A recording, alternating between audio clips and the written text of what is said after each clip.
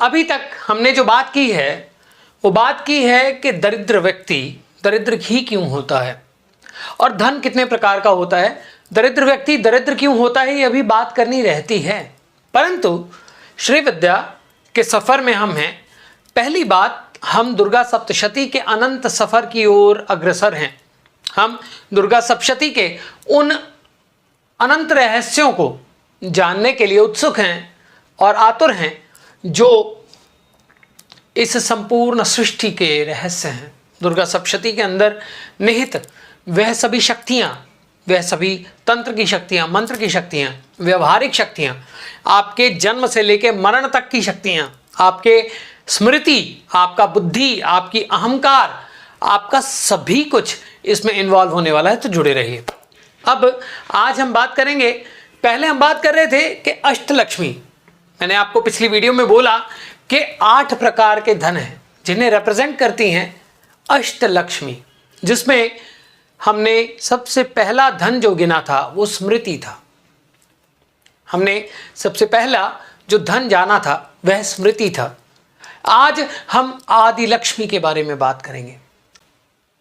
पहले तो मैंने आपको बताया था कि 8 प्रकार की लक्ष्मियां हैं, जिसमें आदि लक्ष्मी, धन लक्ष्मी, धान्य लक्ष्मी, गज लक्ष्मी, विजय लक्ष्मी, वीर लक्ष्मी, ये सब है, विद्या लक्ष्मी, ये सब हैं। आज हम अष्टलक्ष्मी के सफ़र पर पहला पड़ाव डालने जा रहे हैं। श्री विद्या के रहस्यों को जानना बहुत ही परम चैतन्यता को प्राप्त करना है। श्री विद्या के रहस्यों को जानना, मन की विद्या को जानना और मन के वर्तुल को समझना, यह सबसे बड़ा रहस्य है। आपका अस्तित्व, आपका जन्म, आपका मरण, आपके बीच के जो ट्रैवल की कॉम्प्लिकेशंस हैं, आपके जीवन में जो समस्याएं हैं, उन समस्याओं को समझना और उनका सॉल्यूशन पाना, तो ये सब क्या है? ये सब अष्टलक्ष्मी ही देने वाली हैं। दारिद्र दुख भय हारिणी कात्वदन्या सर्वोपकार करणाय सदार्द्र चित्ता, है ना। तो आज हम आदि लक्ष्मी के बारे में बात करेंगे। आदि लक्ष्मी को जो जाना जाता है वो मूल लक्ष्मी के नाम से भी जाना जाता है।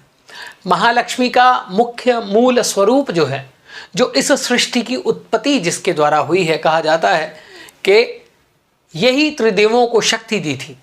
जब हम आगे मूर्ति रहस्यम, है ना, प्रधानिक रहस्यम, इन सब चीज़ों में जाएंगे तब इसको और खंगालेंगे और जानेंगे। आज मैं आदि लक्ष्मी के बारे में आपको कुछ बातें बोलने जा रहा हूं और दरिद्रता को कैसे हम इन चीज़ों से, कर्मों के फल, इन सब से जोड़ते हैं, ये सब बातें हम करने जा रहे हैं। वीडियो ज़रूर देखिए और पूरी देखिए। आदि लक्ष्मी के बारे में ये कहा जाता है कि यही मूल प्रकृति है, यही मूल प्रकृति है। इन्हीं से सृष्टि को जो है सृजन मिला। जो सृजनात्मक शक्ति है पूरे संपूर्ण विश्व की, संपूर्ण ब्रह्मांड की, उसको आदि लक्ष्मी कहा जाता है। आदि अपने आप में मतलब क्या है? आदि का मतलब क्या है? आदि का मतलब है सनातन।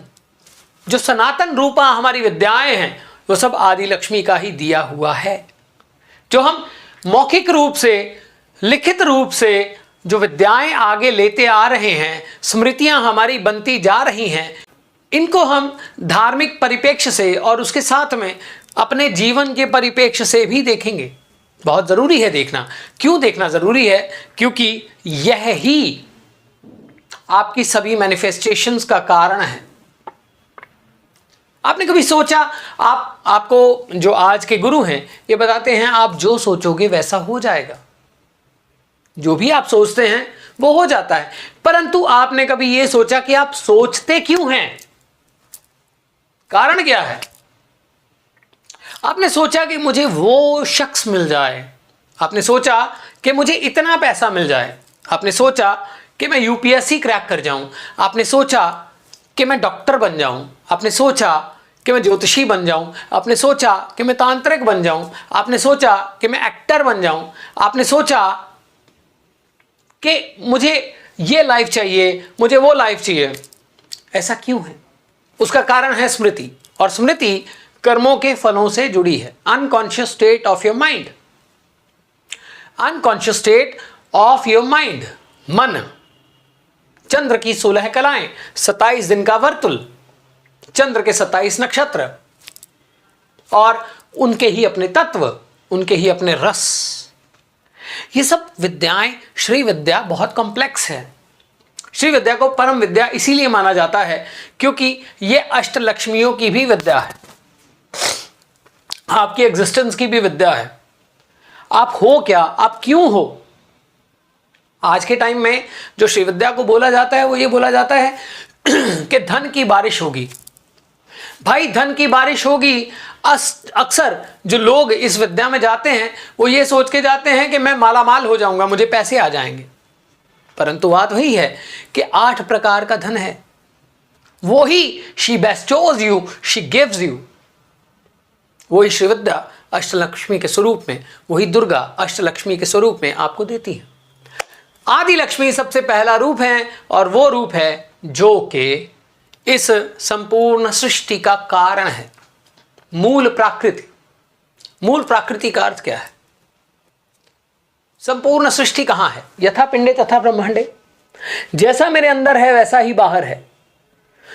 जो स्मृतियां मेरे अंदर हैं वही बाहर हैं, वही स्मृतियां मुझ में बीज बनकर बैठी हैं जो मेरे कर्मों का फल लेके आती हैं, और वही स्मृतियां बनती हैं मेरे अंदर के आकाश का कारण, जहां सृजन और संहार दोनों एक दूसरे के साथ खेलते हैं, जहां शक्ति स्वयं में अपने आप में मूल प्राकृति बन के बैठी है, प्राकृति मूल तत्व बन के बैठी है, मूल अस्तित्व बन के बैठी है, जहां स्मृति आपकी बुद्धि, चैतन्य, अहंकार, सब प्रकार का चित्त, स्मृतियां वो बन के बैठी हैं।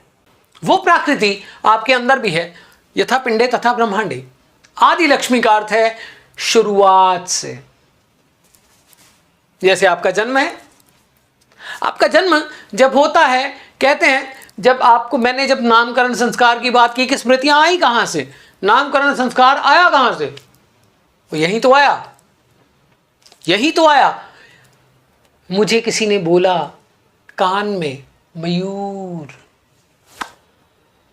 उससे पहले जो मेरा अस्तित्व था, जो मृत्यु के बाद नया गर्भ मिला, गर्भ से मैं बाहर आया, मेरे लिए एक नया संसार था। फिर किसी ने बताया कि मैं ये हूं। वो आदि लक्ष्मी का स्वरूप जो गर्भ में भी हर समय प्रतिपालन करता है, वो आदि लक्ष्मी का स्वरूप जो जन्म और मृत्यु, कर्म के फल, इन सब में जो नियम बनाए हुए हैं, परंतु वो ही हस्तक्षेप नहीं करती है। यहां यह भी बात है कि स्मृतियां, यहां जब हम स्मृति की बात करते हैं तो स्मृति बनती कैसे है? हमारे अपने ही कर्मों से स्मृति बनती है। उसके बारे में स्मृतियां कैसे बनती हैं, स्मृति कैसे बनती है? स्पर्श, दृष्टि, सुनना सबसे बनती है। और ये स्मृति केवल आपके अंदर इसी जन्म की नहीं है, पहले से भी है।